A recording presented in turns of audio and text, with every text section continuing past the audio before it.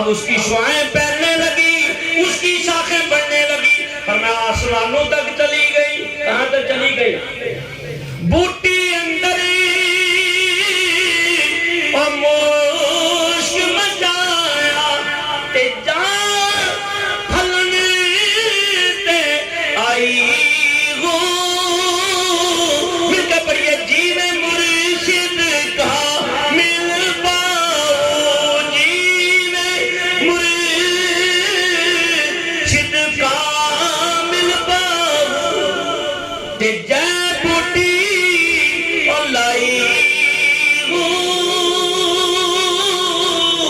اب بوٹی پھیلی ہے، دہلی سے چلی ہے چھل، اور حضرت کے کتنے خلفاء ہوئے، حضرت باؤ رحمۃ اللہ علیہ کے سینکڑوں کی تعداد میں آپ کے خلفاء ہیں، میں اس طرف نہیں جانا چاہتا۔ ایک درویش کے دل میں بوٹی لگا دی اور فرمایا وہ درویش جس کے اوپر نگاہ کرتا ہے اس کا قلب جاری کر دیتا ہے، اس کا قلب۔ دہلی کے بازار میں تھرتھلی پڑ گئی، عجیب آدمی آیا ہے جس کے اوپر توجہ کرتا ہے، اللہ اللہ قلب جاری ہو جاتا ہے۔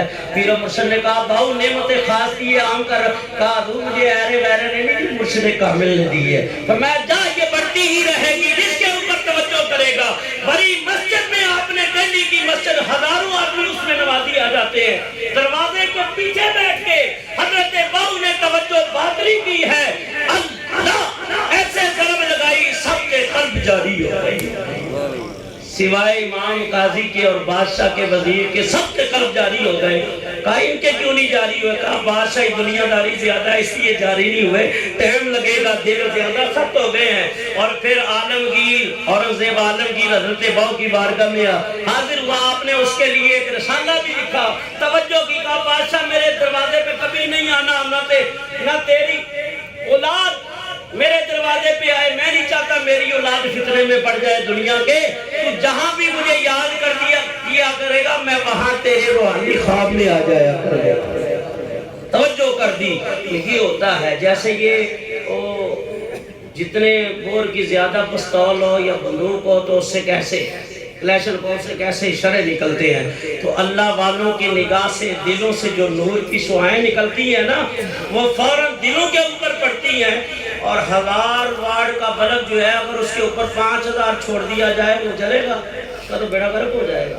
اور فرمایا اللہ والوں کے دل پھر بہت بڑے ہوتے ہیں، جہاں توجہ کرتے ہیں فرمایا بیڑا پار کرتے ہیں، پھر ہزاروں نہیں پھر سینکڑوں نہیں، فرمایا ایک نگاہ جے عالم دیکھے اور کسے نہ کندی چارے،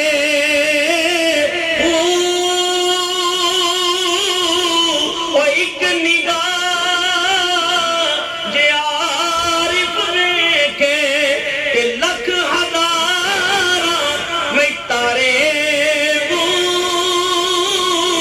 جیوے مرشد کا ملتا ہو کہ جے بوٹی اور لائی ہو۔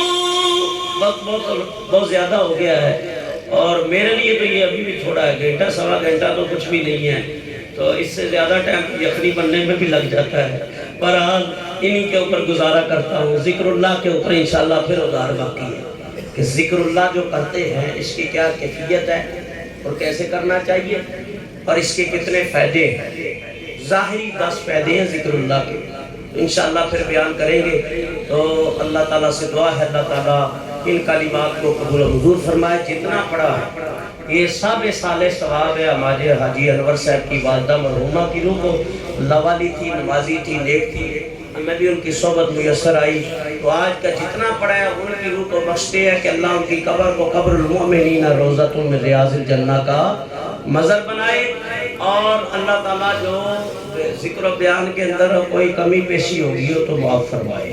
بتقاضۂ بشری الانسان مرکب من الخطا والنسیان، اور اللہ تعالیٰ ہمیں اپنے نیک بندوں کے دامن سے اسی طرح ہمیشہ متصل اور وابستہ رکھے۔ واللہ الہادی والمعین وما علینا الا البلاغ المبین۔